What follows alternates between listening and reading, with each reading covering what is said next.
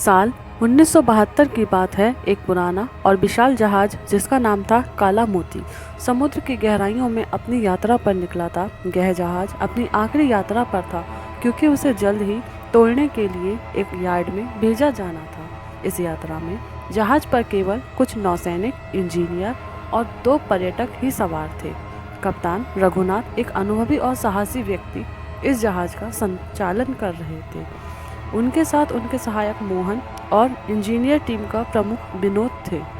पर्यटकों में एक विदेशी लेखक जॉन और भारतीय शोधकर्ता माया थे।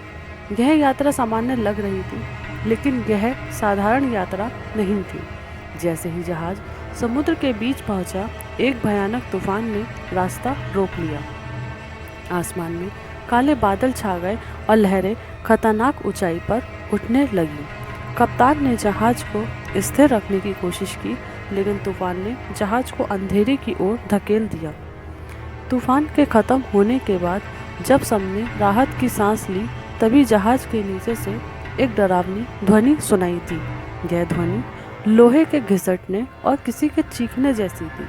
कप्तान ने इसे जहाज के पुराने ढांचे का असर मानकर नज़रअंदाज कर दिया, लेकिन माया ने महसूस किया कि जहाज पर कुछ अजीब है।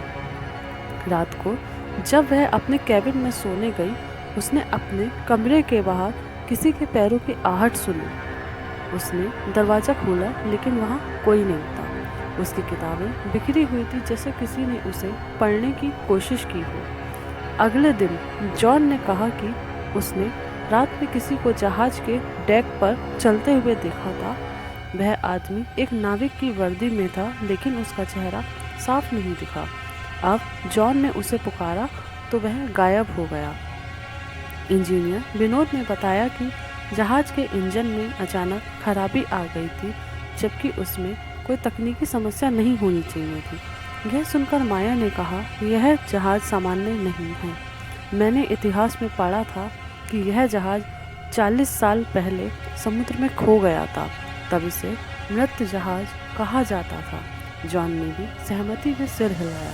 उसने कहा, शायद यह उन नाविकों की आत्माएं हैं जो इस जहाज के साथ मरे थे। रात के समय सभी लोग डेक पर इकट्ठा हुए। तभी एक जोरदार आवाज़ सुनाई दी। जहाज की दीवारों पर खून जैसे लाल निशान दिखाई दिए। अचानक एक पुराने नाविक की यात्रा प्रकट हुई। यह कप्तान रघुनाथ के सामने आकर बोली, तुम लोग इस जहाज को लेकर यहाँ क्यों आए हो? यह हमारा घर है, इसे यहीं छोड़ दो। सभी लोग डर के मारे कांपने लगे। माया ने साहस करके पूछा, तुम कौन हो? आत्मा ने कहा, हम इस जहाज के नाविक थे। एक लालची व्यापारी ने हमें मरवा दिया था और हमारी आत्माएं तभी से इस जहाज में फंसी हुई हैं। कप्तान रघुनाथ ने निर्णय लिया कि इस जहाज को वापस समुद्र में छोड़ देना ही ठीक होगा। उन्होंने आत्माओं से माफ़ी मांगी और वादा किया कि वे इसे कभी तोड़ने नहीं देंगे। जैसे ही उन्होंने यह वादा किया, जहाज के चारों ओर अंधेरा छा गया और आत्माएं गायब हो गईं। अगली सुबह जब सूरज उगा तो जहाज के सभी लोग सुरक्षित किनारे पर पहुंच गए, लेकिन काला मोती जहाज अब भी समुद्र की गहराइयों में अपनी आत्माओं के साथ तैर रहा था।